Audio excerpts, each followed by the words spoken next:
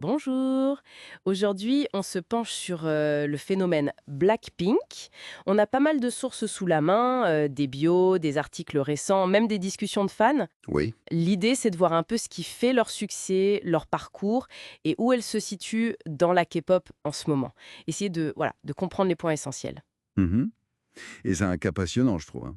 Parce qu'au-delà des chiffres, des records, ce qui est intéressant, c'est de voir comment le groupe gère tout ça. La carrière globale et puis les carrières solo qui émergent. Oui. Le tout dans cet univers K-pop qui, lui, bouge tout le temps. Comment elles arrivent à jongler avec tout ça, quoi. Alors, pour commencer, les débuts.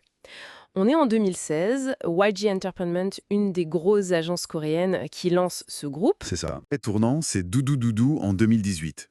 Le clic, il a explosé tous les compteurs. Ah oui.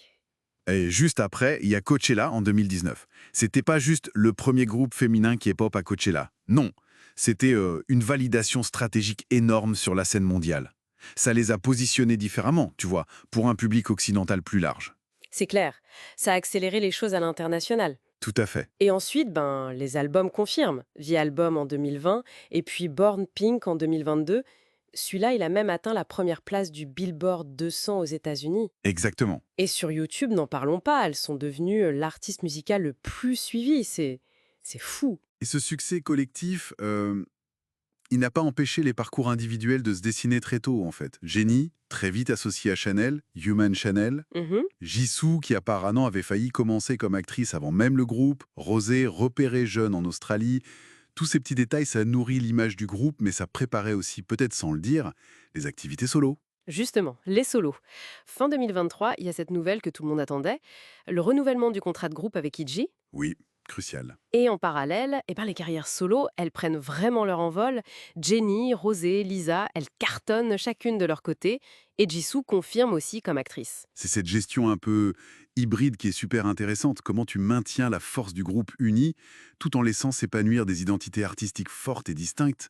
C'est un vrai défi. Surtout avec la pression médiatique constante, j'imagine. Exactement. Et l'actualité, elle continue. Début 2025, PAF annonce d'une nouvelle tournée mondiale. Et très vite, on apprend qu'elles ajoutent 5 dates, Hmm. dont Los Angeles, New York et Paris aussi. 2 soirs, les 2 et 3 août. Les sources parlent aussi d'un retour du groupe, peut-être en juin 2025. Oui, après l'Airborne Pink. C'est ça. Et sans oublier Lisa, qui a sorti son album solo Alter Ego en février. Ça n'arrête pas. Non, ça n'arrête pas. Et toute cette activité, il faut la replacer dans le contexte K-pop global qui est hyper actif aussi. Pour donner une idée, on voit qu'aespa, par exemple, annonce aussi un retour en juin 2025. Ah oui. Ça montre bien la compétition, le dynamisme ambiant. Même un groupe comme Blackpink doit constamment maintenir l'élan. Et puis, on voit d'autres infos qui circulent, genre une pause pour Rami de Baby Monster ou la fin du contrat d'Everglow. Ça bouge tout le temps. C'est ça. Et on note aussi, bon, juste pour refléter ce qui se dit, des actus plus diverses, Lee Do-yeon qui revient de l'armée, ou des clarifications sur des rumeurs concernant Kim Se-ron et Kim Soo-yeon. On rapporte juste les faits mentionnés, hein, sans aucun jugement. Bien sûr. Et les réactions des fans qu'on voit dans les discussions en ligne, c'est intéressant aussi. Il y a des débats, par exemple, sur l'addiction de Jisoo. Hmm. Certains la critiquent, d'autres disent «Regardez, elle réussit malgré ça, c'est une inspiration».